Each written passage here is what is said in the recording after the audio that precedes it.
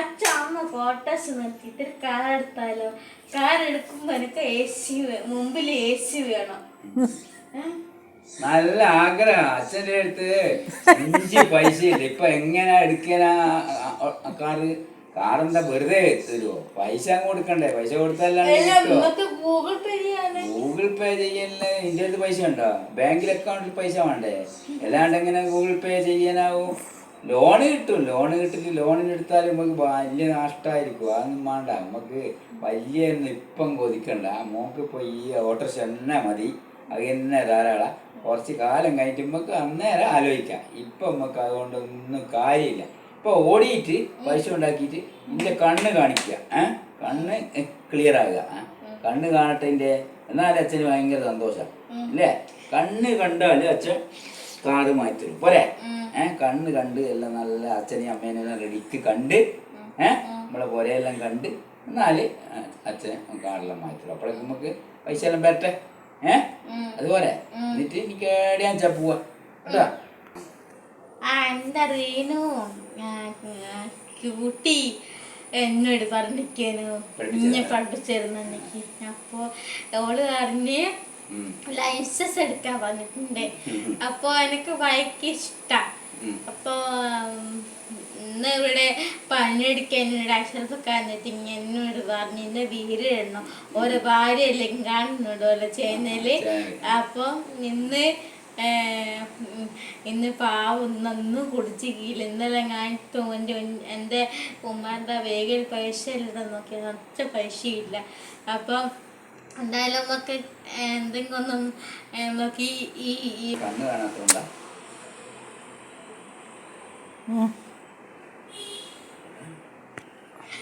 എനിക്ക് കണ്ണൊന്നും കാണാത്ത ഓരോരുത്തർക്കും കുട്ടികളിൽ അടിക്കുന്നത് ഞാനും കാണുന്നുണ്ട്. എനിക്ക് ഓടിക്കണമെന്നുണ്ട് അല്ലേ? ആഗ്രഹമുണ്ട്. അപ്പൊ എനിക്ക് കണ്ണ് കാണട്ടെ, എന്നിട്ട് നമുക്ക് ഓടിക്കാം. കണ്ണിന് ചികിത്സ ചെയ്യാൻ എന്നിട്ട് നമ്മളിങ്ങനെ മാറി മാറി വരട്ടെ. കണ്ണിന്റെ അസുഖമെല്ലാം ഞരമ്പിന്റെ അസുഖമെല്ലാം മാറി വരട്ടെ. അപ്പോഴേക്കും ഇങ്ങനെ നമുക്ക് റെഡി ആയാല് കൂട്ടി ഓടിക്കാം. അങ്ങനെ പോരെ? അതിന്റെ ചങ്ങായികളിലിപ്പം കണ്ണ് കാണുന്നുണ്ടല്ലോ അവർ ഓടിച്ചു പോന്ന്. നമുക്കിപ്പം കണ്ണ് കാണുന്ന ചികിത്സ ഇങ്ങനെ നടക്കുന്നുണ്ടല്ലോ. അതിനി സങ്കടപ്പെടുകയൊന്നും വേണ്ട. ഇത് കണ്ണങ്ങ് കാണും. പഠിച്ചോനെ കണ്ണ് കാണിച്ച് തരും. അന്നേരം എന്ന് വെച്ചാൽ സങ്കടപ്പെടാണ്ട് എനിക്ക് എല്ലാം പഠിച്ചിട്ട് നല്ല രീതിയിൽ കൊണ്ടുപോവുകയും ചെയ്യാം കേട്ടാ. അതിന് വേണ്ടി നമുക്ക് ശ്രമിക്കാം. എല്ലാ ചികിത്സയും ചെയ്യുന്നുണ്ടല്ലേ നമ്മള്. ഓക്കെ. പിന്നെ എനിക്ക് കണ്ണ് കാണുന്നതിന് മുന്നേ തന്നെ എനിക്ക് കൈയും കാലിനെല്ലാം ഞരമ്പിന്റെ പ്രശ്നമില്ലേനാ. കൈ ഇങ്ങനെ പഠിപ്പിച്ച് കളിക്കുക, കാലിങ്ങനെ പഠിപ്പിച്ച് കളിക്കുക, അതെല്ലാം ഞാൻ ചികിത്സിച്ചെല്ലാം മാറ്റിയില്ലേ? ഞരമ്പിന്റെ കുറവല്ലേ? നല്ലോണം ചികിത്സിച്ച് മാറ്റി എല്ലാം നല്ല രീതിയിലായില്ലേ ഇപ്പൊ? എങ്ങനെയാന്ന് വെച്ചാല് ഇടിയും മിന്നലും വരുമ്പോ എനിക്ക് ഷോക്ക് വരും. ഇപ്പം കുറവാ. പിന്നെ ഞാൻ അതിനെ പറ്റി അങ്ങനെ ചിന്തിക്കണ്ട. ഇടിമിന്നലും പഠിച്ചോൻ്റെതാ. പഠിച്ചോൻ ഉണ്ടാക്കുന്ന ഇടിമിന്നൽ അങ്ങനെ അങ്ങ് പോകും. അതിനെ കൊണ്ടൊന്നും ഒരു പ്രയാസം പറഞ്ഞ് ഇനി പേടിക്കണ്ട. അപ്പൊ അന്നേരേ അറിഞ്ഞൂടെ എന്നെ പേടിപ്പിക്കേണ്ട അവസ്ഥയാണ്. അല്ല അന്നേരം ശരിയല്ലേ? അപ്പം പറഞ്ഞ് പേടിക്കണ്ടെന്നല്ലേ? നമ്മളാരും പേടിക്കുന്നില്ല. നമ്മളിതിന് പേടിക്കേണ്ട ആവശ്യം ഒരു സംഗതിയില്ല പേടിക്കേണ്ടി കേട്ടാ. മോള് ജനിച്ച് ലേശം കഴിഞ്ഞ പോലെ തന്നെ ഞങ്ങൾക്ക് മനസ്സിലായി മോൾക്ക് കണ്ണിന് പ്രശ്നമുണ്ട്, കൈകാല പ്രശ്നമുണ്ട്, നടക്കാനാകുകയില്ല. അതെല്ലാം ഞാൻ മനസ്സിലാക്കി. എല്ലാം ചികിത്സിച്ച് ഞാൻ എല്ലാം മാറ്റിക്കൊണ്ടുവന്നില്ലേ? അതുപോലെ തന്നെ ഇതും കണ്ണിൻ്റെയും കാഴ്ചയും ഞാൻ എല്ലാം ചികിത്സ വെച്ച് മാറ്റിക്കൊണ്ടുവരും. അതുകൊണ്ട്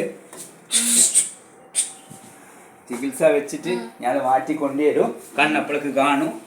എനിക്ക് ഇനിയും അതിൽ ടെൻഷൻ അടിക്കണ്ട. എന്നെ പോലെ തന്നെ ഞാക്കും ഉണ്ട് വിഷമം എൻ്റെ കണ്ണ് കാണാത്തോണ്ട്. കേട്ടാ, കണ്ണ് കാണാത്തോണ്ട് ഇനി എനിക്ക് സ്കൂട്ടി പഠിക്കാനാകില്ല എന്ന് വിചാരിക്കണ്ട. നമുക്ക് കണ്ണിനെല്ലാം കാഴ്ച വരും. ഇപ്പം അടുത്ത് നമുക്ക് മധുരയിൽ പോയാല് നമ്മള് മദ്രാസ് പോയിക്കില്ലേ? ശങ്കർ നേത്രയിലേ അവിടെ തന്നെ പറയിക്കില്ലേ? മധുര മുങ്കമ്പക്കം. അതുപോലെ തന്നെ നമുക്കിപ്പോ മധുരയിലൊന്ന് പോയി പഠിത്ത് എന്നിട്ട് ഒന്നും കൂടി ടെസ്റ്റ് ചെയ്തിട്ട് നമുക്ക് അതെല്ലാം ശരിയാവുന്ന ഡോക്ടർമാര് പറഞ്ഞു. ഇനിയും കാണാത്തതിന് നമുക്കും ഭയങ്കര പ്രയാസമുണ്ട്. ഇയാൾ പ്രയാസപ്പെടുത്തരുത് കേട്ടിക്കാ. നുങ്കമ്പാക്കം പോയിട്ട് നമ്മളൊന്നും കണ്ടിക്കില്ലാലോ. എനക്ക് പനിച്ചല്ലേനോ? ഏത് ജാതി വലിയല്ലേനോ? പനിയല്ലേ, ഞങ്ങൾക്ക് എന്തെങ്കിലും ചെയ്യാൻ പറ്റിക്കോ? ആടുന്ന് അപ്പാട് ഡോക്ടറെ അടുത്ത് കൊണ്ടുപോയി ഗുളിക വാങ്ങി മരുന്ന് വാങ്ങി. ഭയങ്കര മയ്യല്ലേനോ ആടാന്ന്, ഇതല്ലേനോ ന്യൂനമർദ്ദം ഉണ്ടായിട്ട് കൊടുങ്കാറ്റും മഴയല്ലേനോ, ആ സമയത്തല്ലേനോ. നമുക്ക് എന്തെങ്കിലും കാണാനായിക്കോ? പുറത്ത് ആരെയും കണ്ടിക്കോ? ഒരുത്തിനും പോകാനായിക്കില്ലല്ലോ.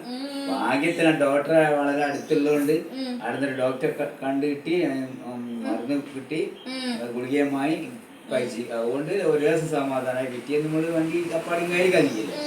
അതുകൊണ്ട് രക്ഷപ്പെട്ടു. നിങ്ങൾ കൊടുങ്കാറ്റ് തുടങ്ങുമ്പോഴല്ലേ നമ്മള് ട്രെയിനിൽ കയറുന്നത്. അവിടെ കൊടുങ്കാറ്റ് എന്ന് പറയുമ്പോ നമ്മള് കയറിപ്പോയി വണ്ടി. ഭാഗ്യത്തിന് നമ്മൾ അതിന്റെ തലേന്നെ ബുക്ക് ചെയ്തി. അതുകൊണ്ടല്ലേ രക്ഷപ്പെട്ടത്. അല്ലേ നമ്മളവിടെ കുളി പോരാനാ. ഏതാ 3-4 ദിവസം മഴയല്ലേനാ അവിടെ. കാറ്റും മഴയും ഭയങ്കര മഴയല്ലേനാ. അതെല്ലാം ദൈവത്തിന്റെ ഒരു കളിയാ. അത് നോക്കണ്ട, നമ്മളെ രക്ഷപ്പെട്ടെങ്കിൽ പോന്നിക്കില്ല.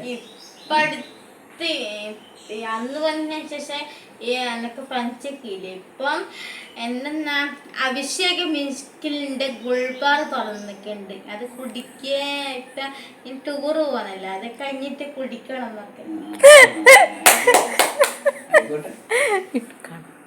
ഹായ്, ഇനി വീണ്ടും കാണാം. ഓക്കെ, അടുത്ത വീഡിയോയുമായി വീണ്ടും വരാം.